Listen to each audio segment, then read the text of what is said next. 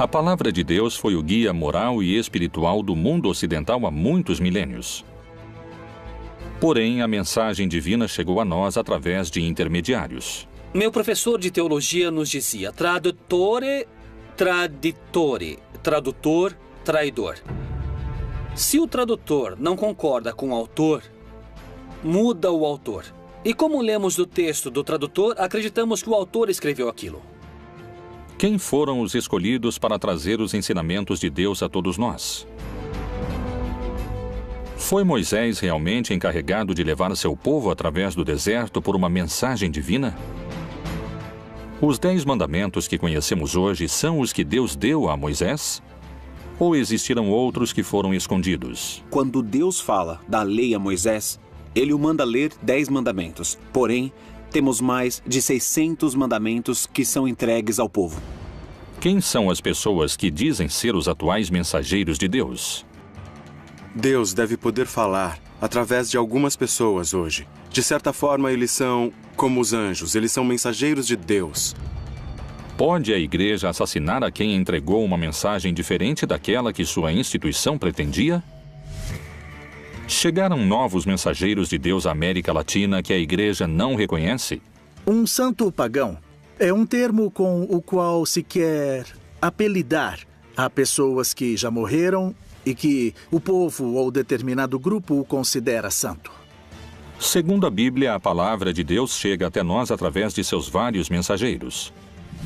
Mas desde profetas bíblicos até sacerdotes medievais e delinquentes convertidos em santos pelo povo, todos têm sua mensagem e discordam entre si. Alguém diz a verdade e alguém mente? Qual é a verdadeira mensagem que Deus quis transmitir?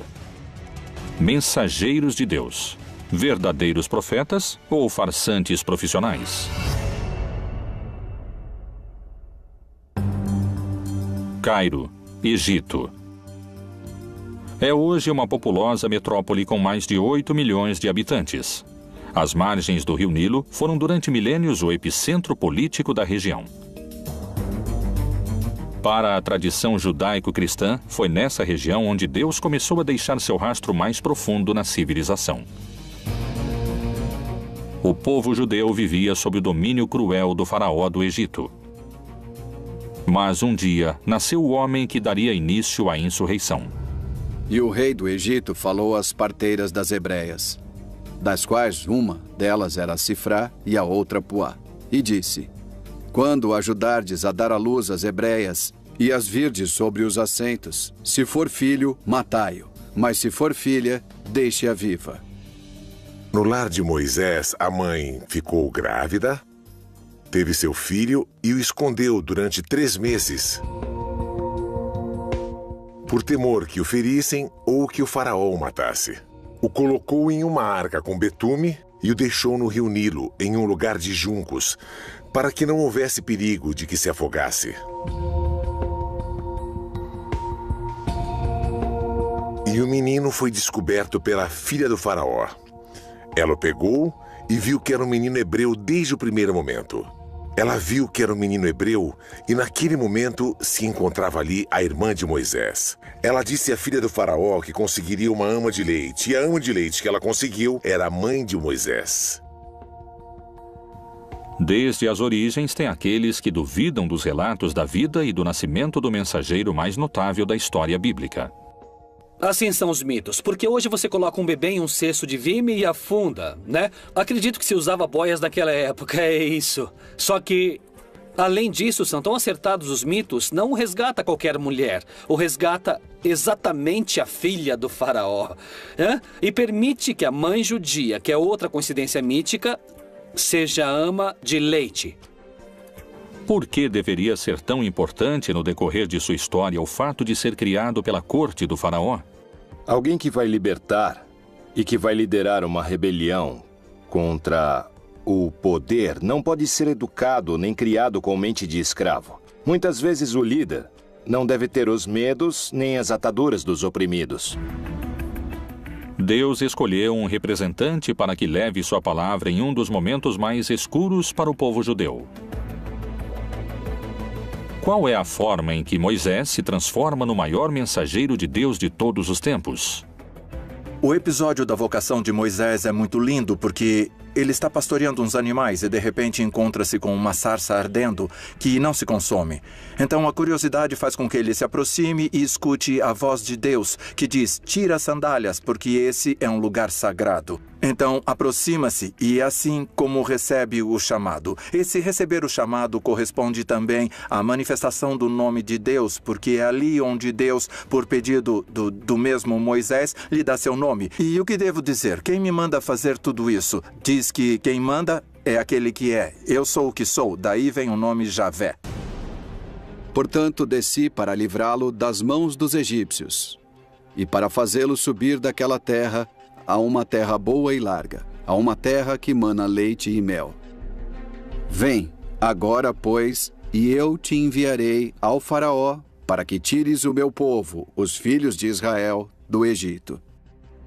O texto conta que quando Moisés se vê diante de uma missão tão terrível, ele se sente assustado, porque o que eu vou dizer ao faraó? Porque ele vai me escutar? Quem sou eu para falar com ele? E Deus lhe dá uma série de truques. O cajado que se transforma em cobra, ou que possa transformar água em sangue, como uma forma de impactar o poder dos magos egípcios. Porque desde a perspectiva do faraó, o que vemos aqui é a luta da minha magia contra a magia desse Deus Yahvé. Moisés se apresentou diante do faraó como porta-voz de Jeová. Segundo a Bíblia, a resposta do faraó foi desafiadora. Mas Faraó disse: quem é o Senhor cuja voz eu ouvirei para deixar ir Israel? Não conheço o Senhor, nem tampouco deixarei ir Israel. O faraó não aceita. Portanto, então, Deus começa a mandar castigos, ou como encontramos em algumas traduções, pragas, ao faraó e ao Egito, para que deixe seu povo ir. A praga das moscas, a praga de quando a água se transforma em sangue, a praga dos gafanhotos, a praga do granizo, entre outras. Todo o relato das pragas acontece dentro de uma estrutura que é dinâmica e repetitiva. Deus vai anunciar uma praga, anuncia a Moisés, Moisés informa ao faraó que a praga vai vir se ele não permitir a saída do povo. O faraó se nega a aceitar. Portanto, a praga chega. Quando a praga chega, o faraó solicita a Moisés que, por favor, pare a praga. Moisés volta a Deus, pede que a praga pare, Deus age e a praga para. E quando a praga para, o faraó volta a endurecer seu coração e então começa novamente o ciclo com uma nova praga. Enfim, chega a última praga, que é a que finalmente faz o faraó aceitar, é a morte dos primogênitos. Morre o filho primogênito dele e ele deixa... Depois das 10 pragas do Egito, Moisés conseguiu a liberdade do povo judeu.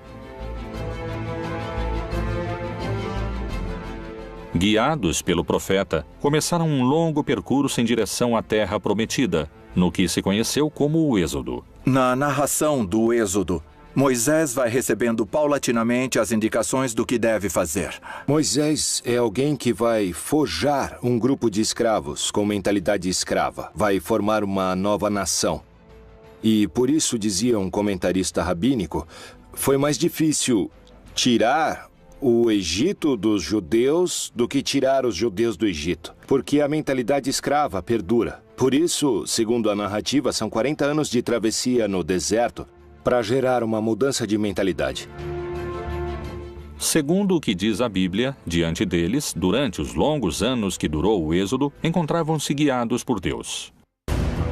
E o Senhor ia adiante deles de dia numa coluna de nuvem para os guiar pelo caminho, e de noite numa coluna de fogo para os iluminar, para que caminhassem de dia e de noite.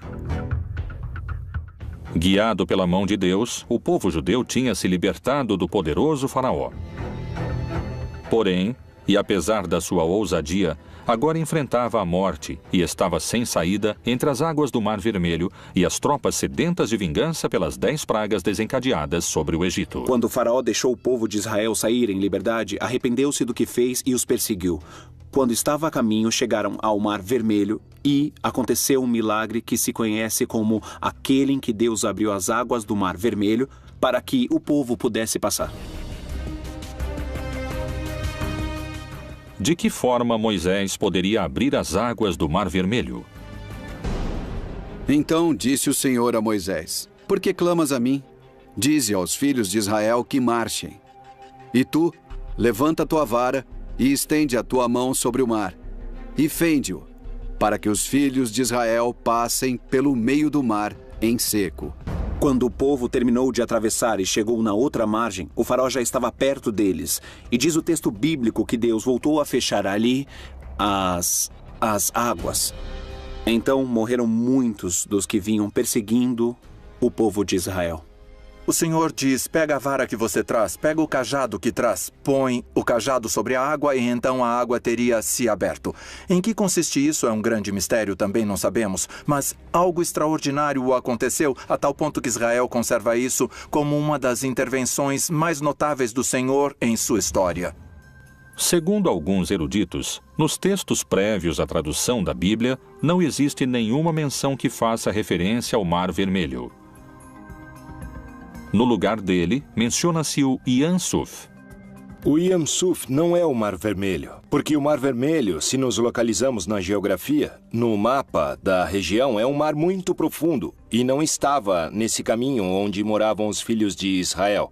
O que se chama de mar de Yam Suf na Bíblia é um mar de junco. Não é um mar, é um lago, salitre pelo seu contato com o mar, que está situado na zona onde eles estão. É muito mais coerente, mais lógico, em todos os pontos de vista.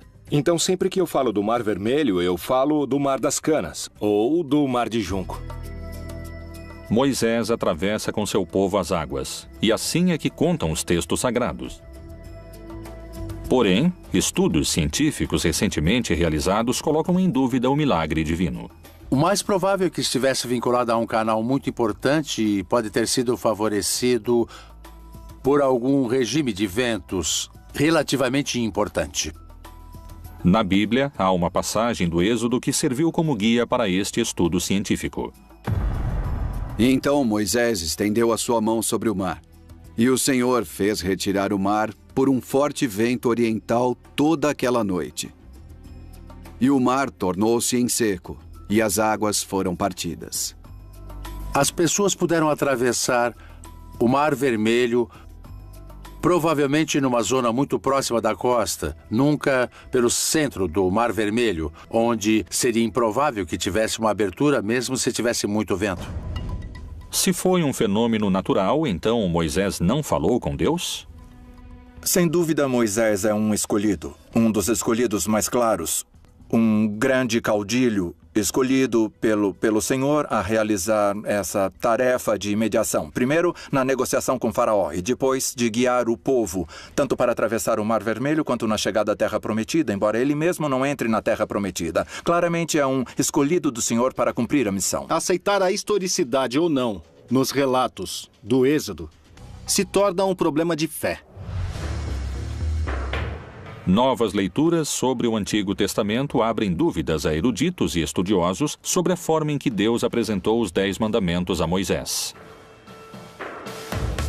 Foi realmente Deus quem os ditou a Moisés? Ou são uma construção das autoridades judias da época? Existiram mais mandamentos secretos que quiseram ocultar? São reais os 10 mandamentos? Ou, como alguns afirmam, podem ser as 10 maiores mentiras da história?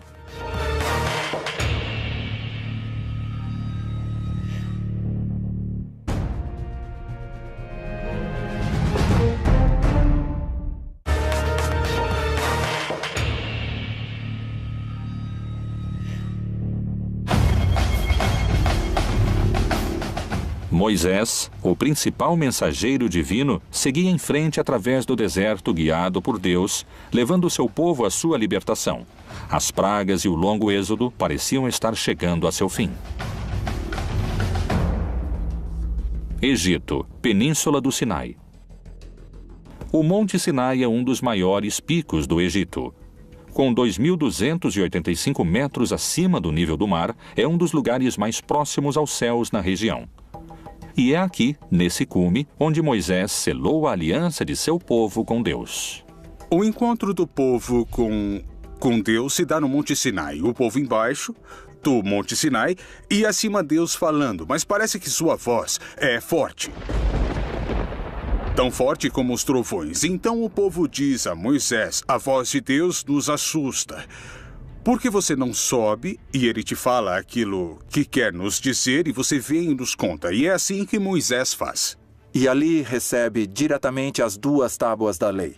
De uma parte, todas as indicações daquilo que tem a ver com a sua responsabilidade de aliança, ou seja, de reconhecer a Deus e render a Deus o culto próprio de Deus, a primeira tábua da lei. E depois toda a série de indicações no que diz respeito à justiça com os outros seres humanos, a segunda tábua da lei. Os 10 mandamentos que conhecemos hoje são os que Deus deu a Moisés? Ou houve mais e foram manipulados? Quando falamos dos mandamentos da Bíblia, não há somente 10. O Pentateuco está cheio de leis. Há muitas listas de mandamentos em Números, no Levítico e mesmo no Êxodo, não é? São chamados de mandamentos ou leis, simplesmente. São propostas ou ordens que vão ser entregues a um povo e aos líderes para que possam ter uma boa maneira de viver. Rabinos que criaram a tradição judaica organizaram um sistema no qual todo o texto da Torá se traduz em 613 preceitos. Em hebraico, os chamamos de mitzvot, os quais todo judeu está obrigado a cumprir. A relação entre Moisés e Deus se repetiu em outras religiões e em outros mitos, mas com distintos protagonistas. A semelhança dessas histórias é assombrosa. Pôde Moisés ter copiado a outros profetas do passado? Moisés também pode ser um arquétipo. 500 anos antes de Moisés, Hammurabi, rei da Babilônia, subiu a montanha sagrada e o Deus Sol lhe deu a lei gravada em pedra para reger a humanidade. Não esqueçamos que Maomé também subiu a montanha sagrada, se impulsa em uma pedra sagrada. E Deus, que em árabe se chama Allah, não é outro Deus. É simplesmente a tradução da palavra Deus, só que em árabe. Lhe dá o Corão. Então, Moisés tem que fazer o mesmo que os grandes líderes para que o povo creia que essa lei foi Deus que mandou. Foram os 10 mandamentos o resultado do encontro entre Moisés e Deus? Ou isto nunca aconteceu? Os 10 mandamentos já eram lei no Egito. E o Egito vai pegar da Mesopotâmia, da Babilônia e dos assírios. Eles já tinham umas leis muito parecidas, que é uma espécie de um código de ética civil. Para que não nos matemos, para que não roubem minha terra. É quando surge a propriedade privada. Não toquem em minhas vacas. Se os mandamentos foram escritos pelas autoridades da época, o que aconteceu no Monte Sinai? Muitos especialistas afirmam que os 10 mandamentos poderiam muito bem ter sido mais numerosos, ou poderiam ter sido distintos. Qual é a versão bíblica desse encontro e a escritura nas tábuas da lei? E deu a Moisés, quando acabou de falar com ele no Monte Sinai, as 2 tábuas do testemunho. Tábuas de pedra escritas pelo dedo de Deus. Quando Moisés desce, conta a história bíblica, ele vê o povo adorando a um bezerro de ouro, mas eles chamam de Yahvé ou Jeová. Dão-lhe o nome de Deus, mas aqui o problema é que lhe deram a imagem de Deus. E um dos mandamentos é que você não deve lhe dar imagem, porque se você dá imagem a Deus, você pode controlar a imagem. E aconteceu que, chegando Moisés ao arraial, e vendo o bezerro e as danças, acendeu-se-lhe o furor, e arremessou as tábuas das suas mãos, e quebrou-as ao pé do monte. Os 10 mandamentos estão escritos em 2 tábuas, e houve 2 edições dessas 2 tábuas. A diferença entre uma e outra é que, segundo a Torá, no primeiro caso, Deus escreveu com sua própria mão as tábuas, e no segundo caso, Deus ditava e Moisés escrevia, o que nos dá lugar a pensar que ali Existe uma brecha. Meu professor de teologia nos dizia tradutore, traditore, tradutor, traidor. Se o tradutor não concorda com o autor, muda o autor. E os que lemos ao tradutor, acreditamos que o autor falou isso. Os 10 mandamentos e a forma em que foram entregues a seu mensageiro continuam sendo um mistério, e para muitos puderam ter sido manipulados. Disse mais o Senhor a Moisés: escreve estas palavras, porque conforme ao teor destas palavras, tenho feito aliança contigo e com Israel. Pôde ter Moisés manipulado os textos ou foi uma mensagem de Deus? Todas as tradições religiosas pressupõem que os profetas e aqueles que transmitiram essas mensagens e esses textos agiam com credibilidade e com paixão em busca da verdade. Então, com essa suposição, você diria, bom, seria muito estranho se alguém se atrever a adicionar ou tirar algo da mensagem divina. Foram os textos canônicos que envolveram a Moisés os únicos que relatam o que Deus quis transmitir sobre os mandamentos que hoje conhecemos? Ou houve outros que oferecem uma versão distinta? No começo do século II e até o século V, se escreveram distintos evangelhos. Ou seja, já não pertencem à época dos apóstolos, nem dos discípulos dos apóstolos. Existem livros apócrifos tanto no Novo Testamento como no Antigo Testamento. Dentro dos apócrifos do Antigo Testamento, encontramos uma comunidade chamada Essênios, que era uma seita judaica que vão produzir uma série de textos. E um desses textos nos fala sobre uma das tábuas e das 2 tábuas, dos 2 momentos em que fazem as tábuas. E vai se propor que a razão pela qual mudam as tábuas é para endurecer todas as regras ali previstas, todas as normas previstas. A novidade dos grupos dos essênios é que haveria mandamentos novos. Por exemplo, o de se purificar em água 2 ou 3 vezes ao dia, o de se vestir de branco, o de preferir uma comida um pouco mais vegetariana e frugal que o resto dos judeus, e a preferência por se abster das relações sexuais. Quais foram os verdadeiros mandamentos que Deus quis deixar de legado à humanidade? Foram os 10 mandamentos o resultado do encontro de Moisés com Deus? Os mais crentes acreditam que sim. Os teólogos mais céticos sustentam que são o resultado de anos de legislação judaica. Existem pessoas que em tempos modernos juram falar com Deus como fazia Moisés. Estão entre nós os novos mensageiros de Deus?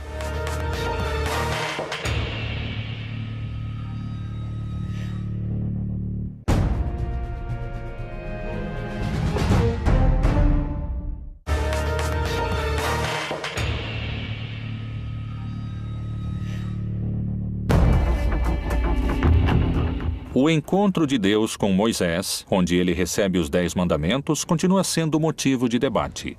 Durante muitos anos, a Igreja tem tido distintos profetas que levaram a palavra bíblica. E muitos acreditam que as mensagens de Deus seguem, não se calaram. Especialmente na América Latina. Em Centeno, Santa Fé, na República Argentina, está localizado o Santuário de Maria Rosa Mística. Um lugar onde uma mulher, Maria José Reynoso, diz se encontrar com a Virgem Maria. Em 1999, apareceu para mim a mãe. É assim que eu chamo a Virgem. Eu a chamo de mãe. Eu estava rezando. Ela apareceu no corredor e me assustou, mas era algo tão divino, algo tão grande. Eu pensei que seria só daquela vez e nunca mais. Porém, não foi assim. Parece que eu devia me preparar. E foi assim, porque em 6 de abril de 2010, eu estava rezando. E ao pé da cama, ela apareceu para mim, com seus braços estendidos. E eu digo que ela jogava purpurina, e o padre Benjamin me disse que não, que são bênçãos que ela derramava. Quais foram as mensagens que Maria José assegura ter recebido diretamente da Virgem?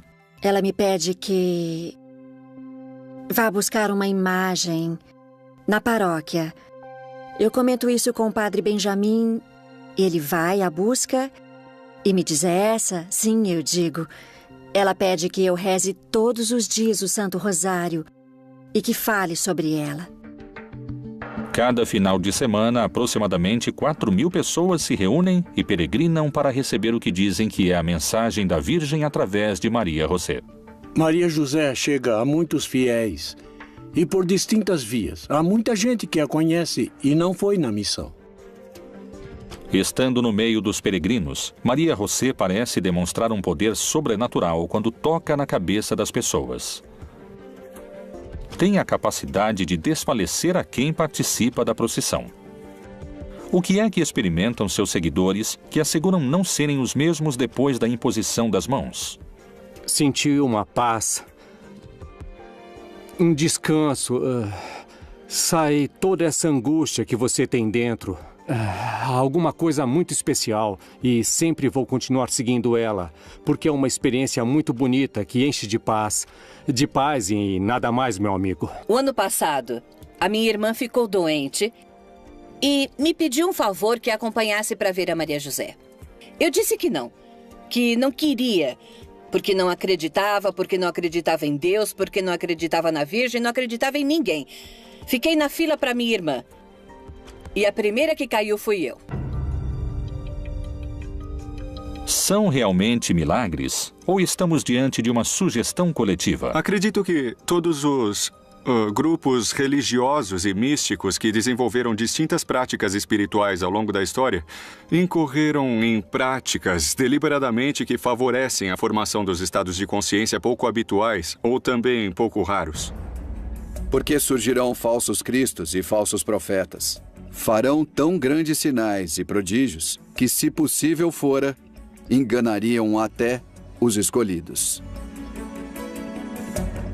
Como e por que assegura Maria José ter esses poderes curadores? A mãe me diz em uma mensagem: aquilo que tocar sua mão tocará a minha. Ela, ao longo dos 5 anos, foi me ensinando, foi me moldando. No começo rezávamos o Santo Rosário somente. Até que um dia ela me disse o que ia acontecer. Que eu ia tocar as pessoas através dela e que iam cair em um descanso. Esse descanso se chama Descanso do Espírito, onde a mãe vai cuidando de cada um deles, segundo as necessidades. Segundo o que contam no hermético círculo que rodeia a Maria José Reynoso, as mensagens da Virgem continuaram chegando. A mãe aparece segundo as necessidades. Eu posso estar sozinha, posso estar em uma reunião, posso estar, inclusive, nos lugares mais insólitos. Quando ela precisa, ela aparece. Às vezes ela não aparece, eu não posso vê-la. Mas sim, eu a escuto. É assim que é a nossa mãezinha do céu. As mensagens que transmite Maria José são a palavra de Deus através da Virgem? Ou são a voz de alguém que se alucina para fazer contato divino? O que acontece com os outros mensageiros latino-americanos? Colômbia, Bogotá. Maria Francia, uma humilde mulher do departamento de Caldas, assegura ser a escolhida para transmitir as mensagens e a missão que Deus lhe encomenda. A primeira mensagem do céu que recebi foi através da minha irmã que faleceu há 33 anos. Foi ela quem me disse que em breve o céu me daria uma missão e me daria liberdade para decidir se aceitava ou não. Se eu decidir aceitar a missão, o prêmio que me esperava era este. Então ela segura minha mão e me leva por todo o céu umas 4 ou 5 horas. E eu queria ficar ali, porque era uma mulher muito doente. Muito, muito doente. Eu disse à minha irmã que queria ficar no céu, que queria ficar ali junto com ela. Ela me disse que não. Vai, volta, que logo mais você conhecerá a missão da qual o céu vai te incumbir. Pôde realmente Deus manifestar suas mensagens através dos mortos? Se for o caso, quais puderam ter sido? Assim me deram a missão. Acredito que do céu, do Pai Deus, depois de receber mensagens, inicialmente da Virgem, depois do Nosso Senhor, depois uma mensagem de São João Paulo II, e Jesus me disse que cobrará cada uma das palavras que eu transmitir à humanidade de acordo com cada uma das frases que ele pronunciou. Há testemunhas que asseguram ter recebido as bênçãos e os milagres que Maria Francia realiza como mensageira de Deus. já que em dezembro começou a sair uma afta na minha boca. Eu fui ao médico e ele me encaminhou ao especialista. 8 dias depois voltei para buscar meus exames e acabou sendo câncer. E então chovia e eu fiquei ali parada na grade e passaram pela minha cabeça tantas coisas. Então olhei para aquela poça e ali havia uma luzinha que brilhava naquela poça d'água. Me ajoelhei e eu a peguei. Imaginem que naquela poça d'água eu vi a Virgenzinha. Era a Virgem de La Milagrosa, a Virgem que adoram aqui. A Maria Fernanda e o William são intermediários de Deus. E eu acredito firmemente que, através deles, Deus e a Virgem se comunicam com nós, nos dão suas mensagens e nos deixam conhecer muito do caminho e da vida deles. E assim eu continuei vindo.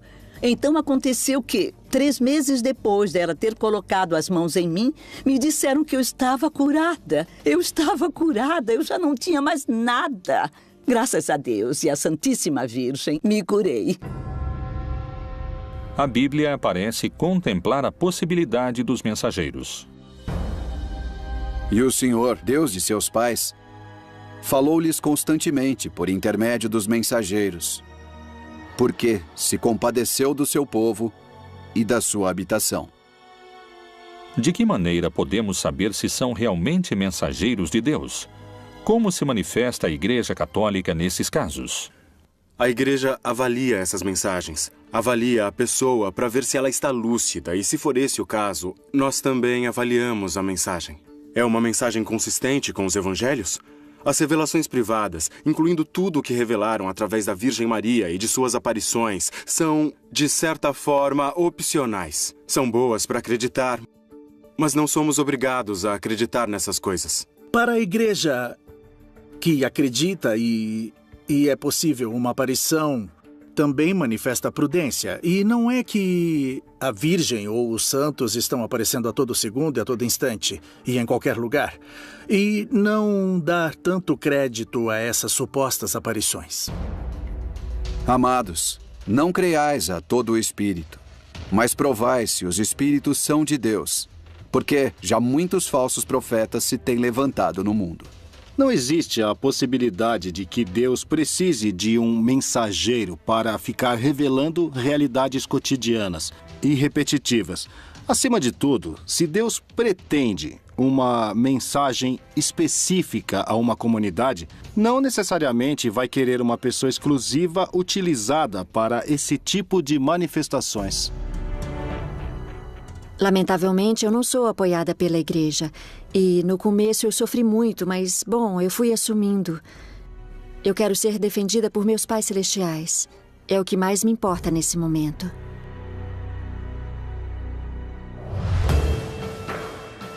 Os supostos porta-vozes de Deus propagam sua influência. Poderia ser que mude a mensagem de Deus para seu próprio benefício? Sofreram perseguições aqueles que tentaram mostrar ao mundo outra interpretação da Bíblia? Estão manchadas de sangue as mãos da igreja? Existiriam crimes que querem esconder?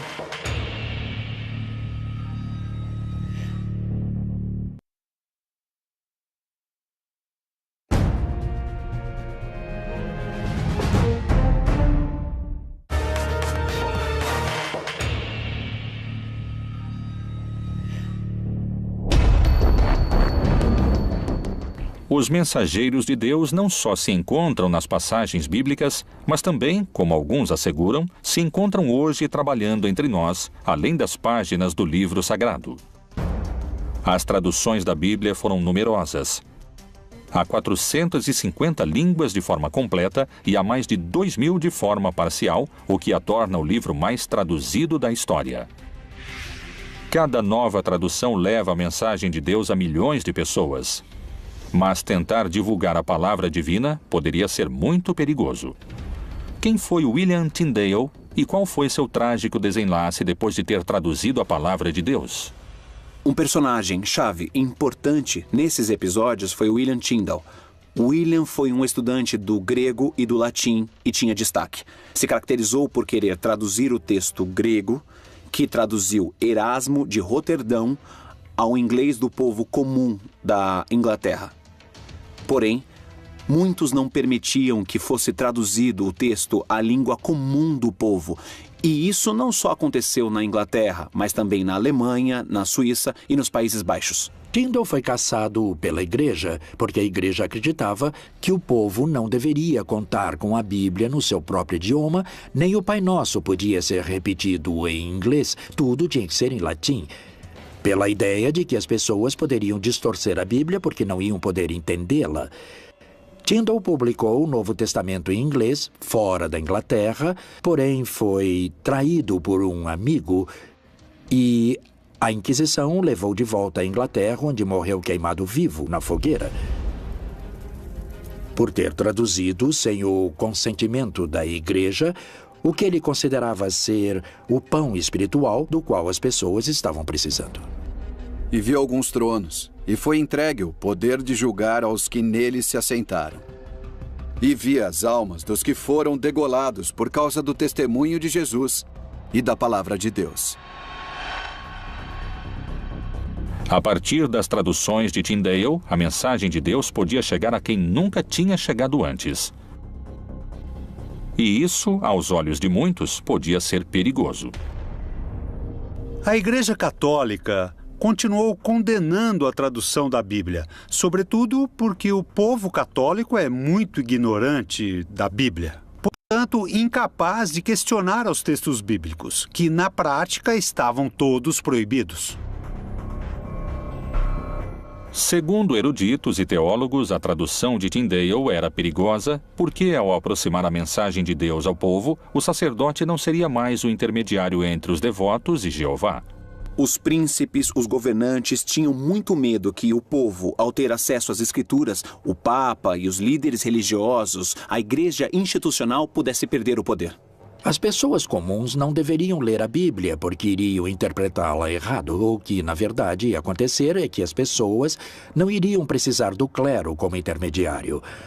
A ideia protestante era que o povo diretamente tinha que ter a Bíblia no seu idioma e que cada crente tinha que interpretá-la. Então, realmente não tinha problema. William é aprisionado, depois assassinado e, por fim, morre na forca, mas também é queimado. A razão? Por traduzir o texto do grego ao inglês comum do povo.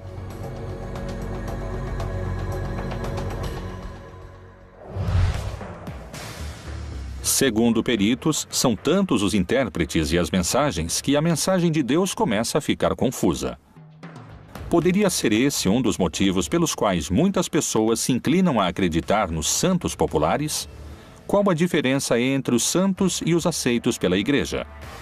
Falar em mensageiros de Deus não pode se limitar à Bíblia e ao cristianismo. Criminosos, ladrões e assassinos que hoje muitos consideram como os verdadeiros mensageiros de Deus.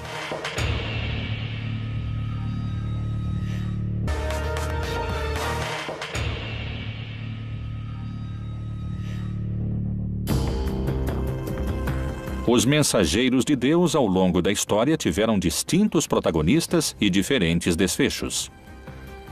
Estão aqueles que recebem mensagens da Virgem ou aqueles que traduziram essa mensagem divina com um final trágico, como é o caso de William Tyndale.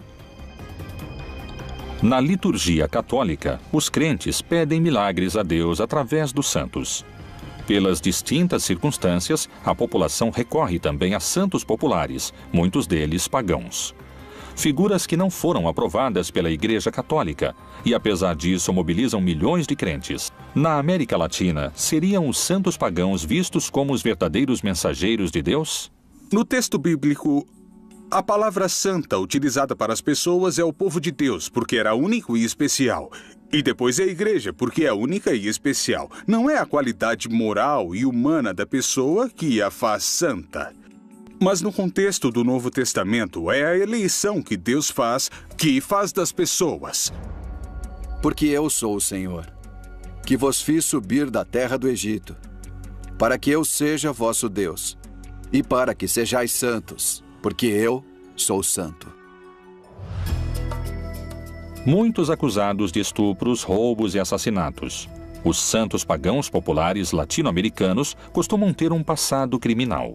O santo dos narcotraficantes, o santo dos ladrões e etc., não seriam os mensageiros de Deus. Primeiro, nem sabemos se existiram. Segundo, o cristianismo não tem fetiches. O cristianismo não acredita que uma imagem ou que um objeto vai solucionar seus problemas. O interesse de Cristo está na transformação do coração das pessoas. Poderíamos pensar que os santos populares estão associados ao que seria a precarização, a necessidade, a ausência de canais institucionais para solucionar muitos problemas que eles poderiam ser atendidos sem necessidade de recorrer a forças mágicas ou sobrenaturais ou religiosas. Quem são os personagens transformados em santos populares para quem pedem milagres? México, Tijuana. Nessa região se sobressai a figura de Juan Soldado, santo patrono dos indocumentados mexicanos. A figura de Juan Soldado só tem sentido como todos os santos populares a partir da sua inscrição numa história social particular. E nesse caso, a história social é o fim da chamada Lei Seca, a Lei Volstead, do fim da proibição da bebida alcoólica. Isso gera movimento, as pessoas se confrontam, tem mortos, se fecha a fronteira internacional, se declara o Dia Sangrento de Tijuana. Nesse movimento exato se dá o assassinato da menina Olga Camacho. As pessoas vão tentar linchar o suposto responsável, Juan Castillo Morales, que foi acusado e, em uma situação sumamente irregular, se faz justiça. E assim, diante dos olhos de todos, ele é abatido e morre. Imediatamente depois, começam a aparecer testemunhos onde, supostamente, Juan Castillo Morales aparece com sua alma clamando sua própria inocência. Então, as mesmas pessoas que queriam linchá-lo começam o processo de santificação. Mas quais seriam os motivos pelos quais se transformam em santos esses personagens que parecem estar tão afastados da palavra do Senhor? Na Bíblia não há nenhuma figura santa, não há nenhuma figura perfeita. Além disso, o livro de Eclesiastes, Planteia, diz uma frase que não há pessoa justa que não peque. E nós vemos os defeitos de Abrão, de Moisés, de cada uma das figuras mais sagradas. São seres humanos que, na sua procura por se encontrar com Deus, por cumprir sua missão com seu destino, tropeçam, caem e encontram o seu lugar no mundo. Outro dos santos pagãos mais populares é conhecido como Santa Muerte. A origem dessa crença data da época pré-hispânica e está relacionada com os deuses astecas e maias. Por que aquelas pessoas que vivem vidas marcadas pela violência veneram a esse santo pagão? O culto a Santa Muerte nasce de uma contínua exposição a perder a vida. Pensa-se que o dono da vida é a morte. Então eu o adoro, eu lhe peço para não perder a vida em um contexto de violência e de morte. O culto à Santa Morte é um culto onde se misturam cultos típicos da violenta realidade carcerária que tem a ver com a manipulação de ossos, de cadáveres em determinados momentos rituais. Essas pessoas que provêm de setores populares levam a religiosidade dos setores populares também às cadeias. E nas cadeias se mistura com outro elemento também importante, que é o elemento da violência. E para fazer a diferença entre o santo e o profano, e entre o imundo e o limpo. A Santa Muerte é um culto aberrante e contraditório desde o ponto de vista católico. Não só não são mensageiros de Deus, são um perigo para quem entra nessas práticas e para quem se incorpora às filas dessas pseudo-religiões. Por que esses santos são venerados cada dia por mais pessoas se seu passado se relaciona com a violência e a morte? Os santos pagãos respondem a essas necessidades específicas das pessoas porque sempre há pobreza, sempre houve injustiça econômica. em todos os povos. Então, esses personagens e esses outros líderes alternativos vão dizer: venham, há um lugar para vocês se nas suas igrejas, nos seus governos e nas suas sociedades e nas suas famílias não aceitam vocês, nós sim aceitamos. E é claro que as pessoas vão responder a isso. Ocupariam os santos pagãos lugares de contenção que outras instituições não souberam atender? Seria essa uma forma plebeia e rebelde de se comunicar com Deus, na qual o povo estabelece seus próprios mensageiros?